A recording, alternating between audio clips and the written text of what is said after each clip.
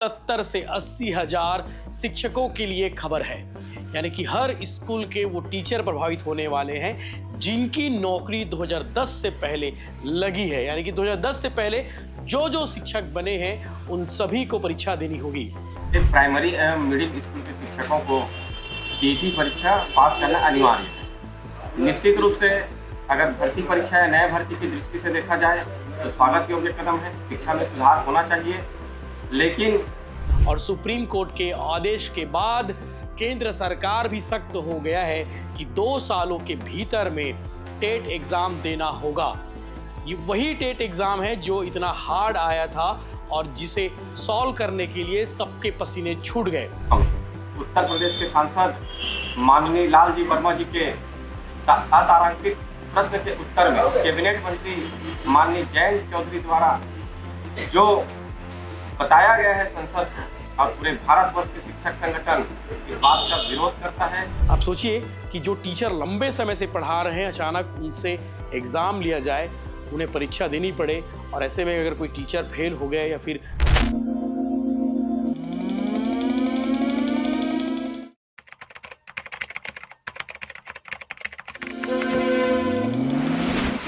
जय जवाहर जय छत्तीसगढ़ में यशवंत साहू और आप देखना शुरू कर चुके हैं भिलाई टाइम्स। और छत्तीसगढ़ के 70 से 80 हजार शिक्षकों के लिए खबर है।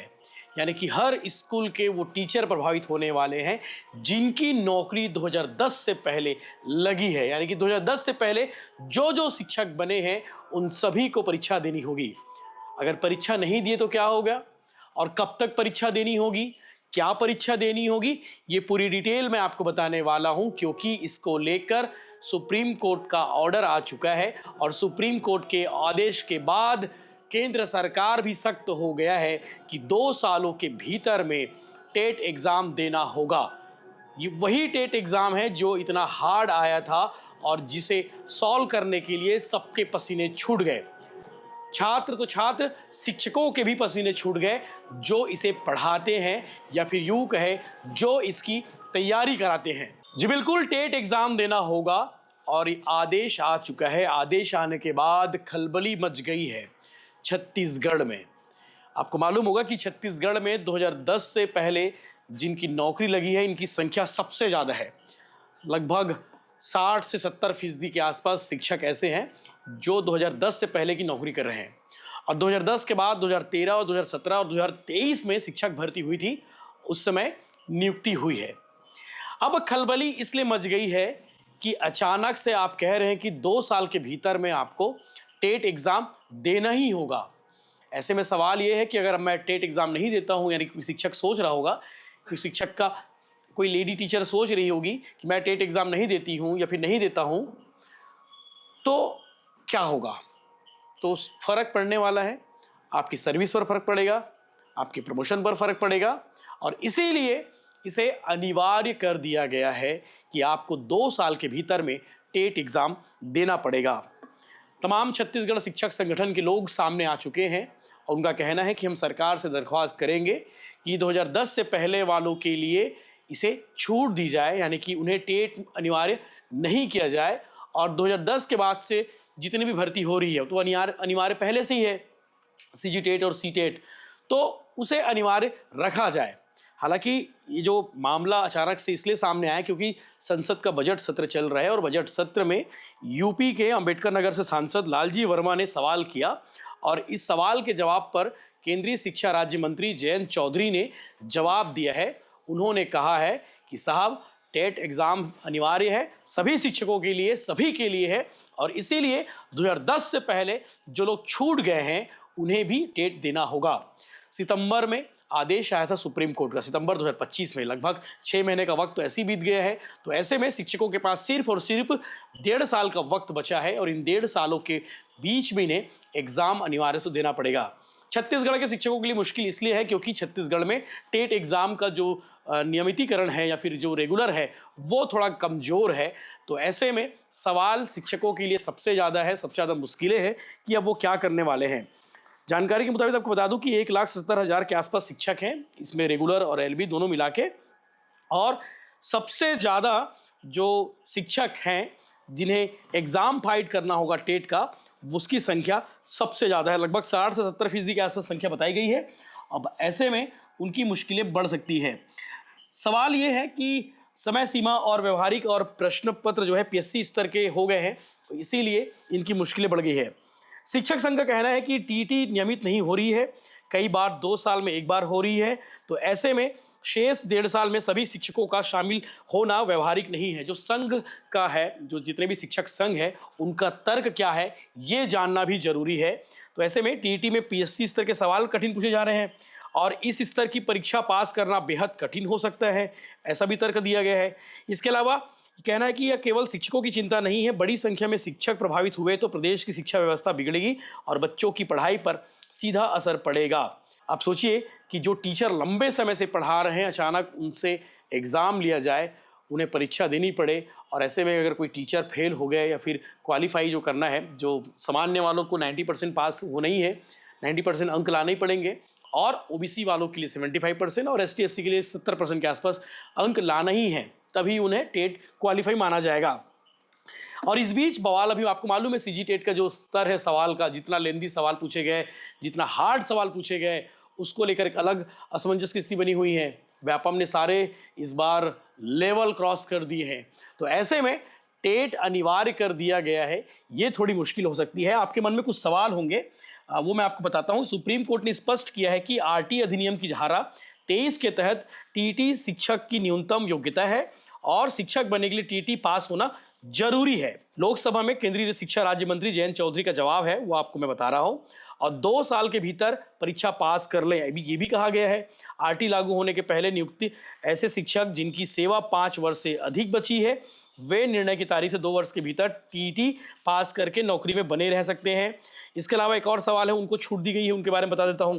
जिन शिक्षकों की सेवा 5 वर्ष से कम बची है, उन्हें टीटी पास किए बिना सेवानिवृत्त तक की सेवानुमति होगी, लेकिन टीटी पास किए बिना उन्हें पदोन्नति नहीं मिलेगी, यानी कि सीधा सीधा प्रमोशन पर असर पड़ने वाला है।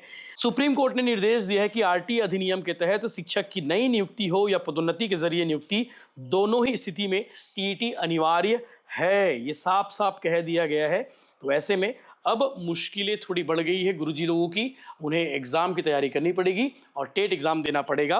नवीन शिक्षक संघ के प्रदेश अध्यक्ष विकास सिंह राजपूत, उन्होंने क्या कहा है इस फैसले को लेकर, सुप्रीम कोर्ट और सरकार के फैसले को लेकर, वो आगे आप वीडियो में सुनिए। और शिक्षक संघ मोर्चा खोलने की तैयारी में सरकार के खिलाफ, वो चाहता है कि इस मामले में सरकार अपना फैसला वापस ले। अभी वर्तमान में सुप्रीम कोर्ट के जो आदेश आया है कि पूरे भारत के प्राइमरी एवं मिडिल स्कूल के शिक्षकों को टीटी परीक्षा पास करना अनिवार्य है।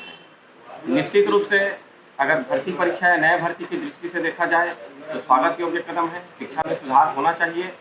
लेकिन जो वर्तमान में जो दिशा निर्देश आया है, उसके बाद लोकसभा में उत्तर प्रदेश के सांसद माननीय लाल जी वर्मा जी के अतारांकित प्रश्न के उत्तर में कैबिनेट मंत्री माननीय जयंत चौधरी द्वारा जो बताया गया है संसद को कि भारत के समस्त शिक्षकों को जो 2010 के पहले नियुक्त है, उनको भी टीटी परीक्षा पास करना अनिवार्य है।